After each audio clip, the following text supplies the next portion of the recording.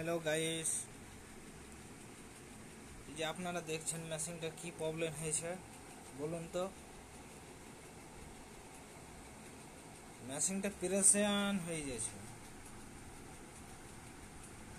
কারণ হয়েছে যে এই যে আর্মিচারের তারটা কেটে গেছিল, ওই জন্য মেশিনটা চলছিল না। তা আপনারা যদি কোনো কিছু যদি প্রবলেম হয়, মেশিনটা যদি সারান, তা এই মেশিনটা দেখে আপনারা চেঞ্জ করতে পারেন। এটাতে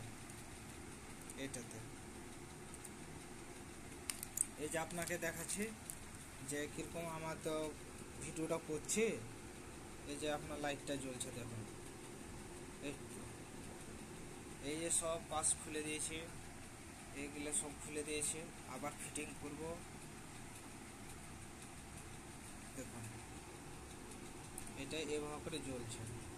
কারণ হয়েছে যে আর্মিচারে এই তারটা কেটে গেছিল। তাহলে কেটে গেলে মেশিন চলবে না।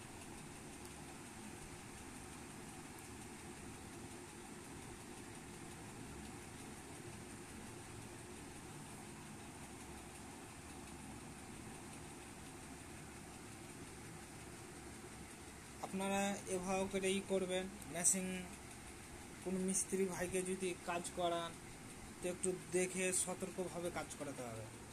কারণ হয়েছে আমি মেশিন দিয়েছি, কোনো সময় লাইন সিরিজ থাকছে কি থাকছে সেটা তো দেখছে না।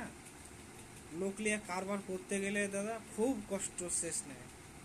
লোক নিজের পয়সা নিজে বুঝে নেবে, কিন্তু মালিকের কোনোদিন কিচ্ছু বুঝবে না।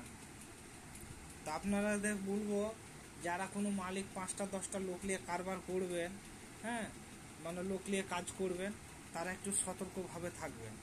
কেন এখন লোকের ভরসাটা বহুত কম। কেন লোক মানে এখন ভরসাটা লোকের পাওয়াই যাবে না। লোক এত এখন ধোঁকাবাজ আপনাকে করবে, আপনি বলার তুলনায় পাবেন না। এই যে আমাকে দেখেন, লোকে আপনার পয়সা নেওয়ার প্রাপ্য পয়সা নিয়ে নেয়। মেশিন টেশিন আমি সবই দিই। আমার যে জিনিসগুলো যে না বাবা আমি কাজ করব কি কিছু কি আমাকে কালকে এসে আমাকে মেশিনটায় কাজ করতে হবে, যত্ন রাখতে হবে, সেই জিনিসটা নেই। তাহলে সুতরাং এই যে আপনার জিনিসটা ওদের তো যাচ্ছে না, যাচ্ছে আপনার। তো আমি বলবো যে যেটুকুন সম্ভব সেটুকুন সতর্কভাবে থাকাটাই সতর্ক। এই পর্যন্ত আমার ভিডিওটা ফিটিং করার পরে আপনাদেরকে দেখাবো, একটু দেখবেন।